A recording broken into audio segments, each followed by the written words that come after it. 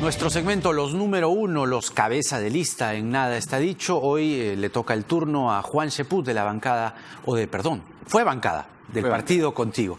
Juan, ¿cómo estás? Buenas noches. ¿Cómo estás, Jaime? Gracias. Muy buenas noches. Gracias. A ver, hemos anunciado su presencia por acá y evidentemente en las redes también hacen consultas, hacen preguntas. Por supuesto. Y una que es muy repetitiva, con la que quería comenzar esta entrevista es: ¿en qué lugar del espectro político se ubica Juan Cheput? ¿En la derecha liberal, en la derecha popular, en la centroizquierda, en el centro? Porque sus críticos lo acusan de haber desfilado o pasado por muchos partidos y advierten de usted una confusión sobre una posición política definida. ¿Cuál es la posición política de Juan Cheput? ¿Cuáles muchos partidos? Solamente dos.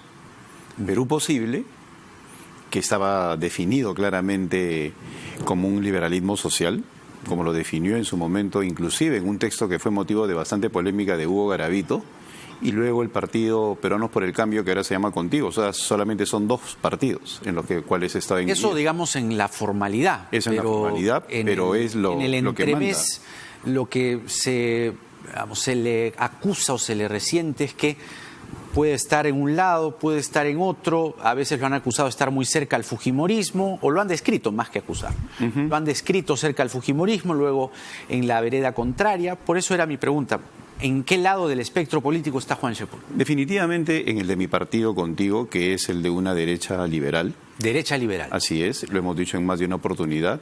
Algunos atribuyen a eso convertirlo en una suerte de centro-derecha, pero yo creo que hay que ser más específico por una sencilla razón. Yo considero de que hay una serie de cambios que se vienen dando en la sociedad que tienen que ser asimilados, pero que sin embargo confrontan con un sistema de usos y costumbres a los cuales es necesario ir convenciendo de la necesidad de ir implicándose en algunos cambios que vienen con todos estos movimientos modernistas, ¿no? Con estas tendencias que no podemos evitar. Y por otro lado, en un país como el nuestro, tradicionalmente conservador, no se puede ignorar también que gracias a la juventud se está ingresando en un terreno de cambios que es necesario asimilar, entender y sobre todo trasladar a lo que podrían ser políticas públicas. Ya, pero cuando dice derecha liberal, ¿cuán cerca o qué coincidencias tiene, por ejemplo, con el fujimorismo o con Solidaridad Nacional? En el caso del fujimorismo yo creo que muy pocas, porque ellos sí son una derecha popular. En ese sentido, pero derecha al fin y al cabo. Derecha al fin y al cabo, pero derecha tenemos que entender la misma como un aspecto eminentemente ortodoxo, tradicional, porque ese es el sinónimo de derecha, el ser conservador. Y en el caso del Partido Solidaridad Nacional, la verdad es que no lo entiendo. Ayer su candidato presidencial, o su lanzado candidato presidencial, ha dicho de que él quiere ser el Bolsonaro. No sé si el país está para Bolsonaros, más aún cuando en el Perú el tema medioambiental es un tema muy frágil, es un tema que tenemos que abordar, es un tema que nos puede generar una serie de problemas, y sabemos lo que es Bolsonaro en materia ambiental en el Brasil, un destructor del medio ambiente.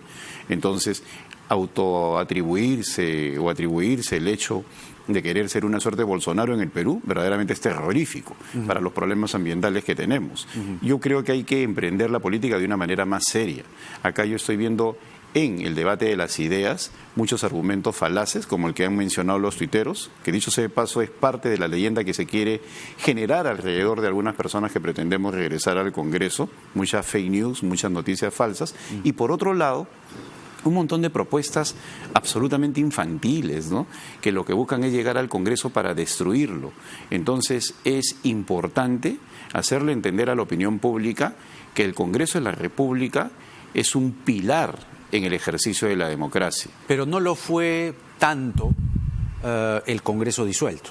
Bueno, ahí hubo errores gravísimos de parte del fujimorismo, ¿no? Yo creo que el fujimorismo, y mis propios ex colegas fujimoristas lo reconocen, se dieron cuenta rápidamente que cantidad no es calidad y cometieron una serie de errores políticos. ¿Cuánto siente que de esos errores usted fue parte? ¿Cuánto siente que de esos errores usted apoyó y no debió hacerlo? ¿O se reafirma en haberlos apoyado? No, yo creo de que en su momento era necesario apoyar al fujimorismo porque nosotros teníamos como gobierno, en este caso con Pedro Pablo Kuczynski y con el mismo Vizcarra en sus inicios, de llegar a establecer algunas agendas comunes. Pero para eso poder al comienzo. Al comienzo y con el propio Vizcarra, lo acabo de señalar. Yo estoy en reuniones donde el propio Martín Vizcarra nos pedía coordinar con el fujimorismo para sacar adelante determinados proyectos Ya de de ley. presidente. Claro, no se puede ignorar en materia política, de allí la liviandad de algunos que dicen, uy, pactó con el fujimorismo. ¿Cómo no vamos a pactar? ¿Cómo no vamos a conversar si tenían 73 votos? O sea, era fundamental para poder establecer una mayoría.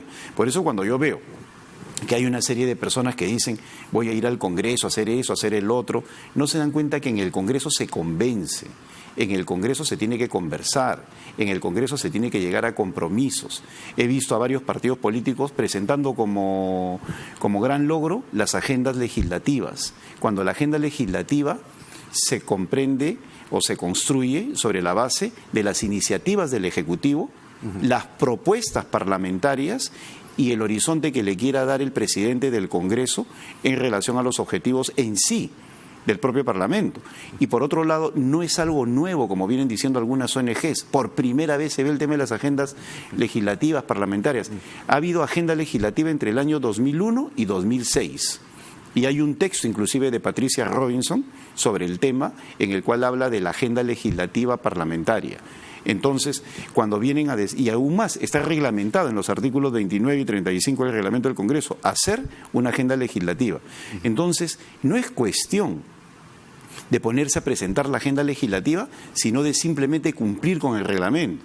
Entonces, cuando vemos a un ejército de candidatos hablando de la agenda legislativa, ignorando que ya está en el Parlamento, en su reglamento, la forma como ejecutarla, cómo discutirla en el Pleno, etcétera, etcétera, pues vemos de que hay mucha ligereza, ¿no? ¿Qué percepción va teniendo con los otros, los contrincantes? Porque hay por lo menos dos candidatos que en las últimas horas dicen que van al Congreso porque no les alcanza la plata. O porque no supo ahorrar, o porque tienen deudas hipotecarias, y colocan eso como argumento, como acicate para postular al Congreso de la República. Bueno, yo creo que han sido descontextualizados. Te refieres a Mauricio Mulder y a Mijael Garrido Leca, que en el día de hoy han mencionado eso, pero yo creo que son descontextualizados. En todo caso, es un mérito de Mauricio. El hecho de ser honesto y de no tener una gran cantidad de ahorros y vivir de su trabajo no es un demérito. No ahorrar quizá no es un mérito, ¿no? Bueno, lo que sucede es que, mira, en mi caso yo sí puedo ahorrar porque yo tengo otras obligaciones o tengo otros ingresos que vienen del ámbito académico. ¿Tiene deudas usted con yo tengo banco? deudas en estos momentos con el banco, pero muy pocas. Siempre me he manejado con bastante... ¿Se puede saber qué volumen o qué porcentaje del sueldo? Totalmente manejable, porque soy responsable en el manejo de mis cuentas Pero privadas. la pagaba con el sueldo del Congreso. Bueno, y la sigo pagando ahorita sin ningún problema, porque como te digo, yo tengo ingresos del ámbito académico y del ámbito del ejercicio privado de mi profesión. En el caso de Mauricio yo lo comprendo porque él está 20 años en el Parlamento y por lo tanto ya estaba ligado a la práctica parlamentaria. Y no hay que ver como malo el hecho de que uno viva de su trabajo. Mira, José Luna decía yo cobro un sol. ¿No? Demagogia. Demagogia, ¿no? Entonces un sol, ¿y de qué le valió cobrar un sol? Y mira lo que hizo con su universidad. Digamos, es que digas, oye, sí, pues tengo deudas, entonces voy a postular al Congreso porque pero yo creo que tengo que tener un presupuesto que me aguante. Mira, en una oportunidad, en un debate en la Universidad Federico Villarreal hace mucho tiempo, Susel Paredes dijo algo similar a lo que dijo Mauricio Mulder. Yo estaba ahí cuando ella estaba postulando al Congreso en el 2011. O sea, que el sueldo parlamentario era insuficiente. Yo tengo en ese sentido memoria.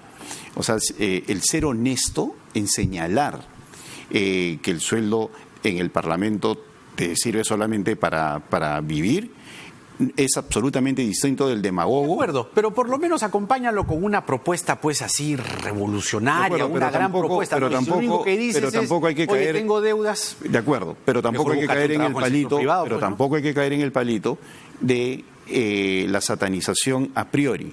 Mira, la misma Susana Villarán, cuando mencionó que tenía una serie de deudas, también señalaban de que el por qué Susana Villarán estaba yendo con deudas a postular a la alcaldía de Lima y había pedido un préstamo inclusive inicialmente a la caja municipal o a un órgano adscrito a la municipalidad. Y ella justificó de que no tengo plata, tengo que pedir un préstamo, y los mismos que hoy critican a mi ex colega Mauricio Müller, en ese momento se quedaron callados, ¿no? Entonces, ese doble estándar es el que hay también que señalar, porque está haciéndole mucho daño a la política.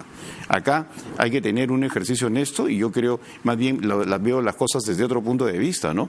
De que personas con experiencia como Mauricio Müller van a ser muy importantes en un parlamento que está demostrando bastante liviandad, que está demostrando una ligereza en el debate y que está demostrando mucha irresponsabilidad en la propuesta, y por lo tanto podríamos tener un parlamento infinitamente peor que cualquiera en la historia del Perú político. Ahora vamos a hablar de eso, pero para que no se nos vaya el asunto Mulder, ya que hay un link por allí, ¿cuánto coincide con Mulder? Porque Mulder, lo último que ha dicho, hace algunas semanas en realidad, que él quiere plantear una vacancia contra el señor Vizcarra. Poco, Mauricio. Yo creo de que el actual Parlamento tiene que empezar por recuperar el prestigio de la institución. No estoy de acuerdo con la vacancia a priori, salvo que se presente una situación de flagrancia o un descubrimiento que nos obligue a discutir ese tema.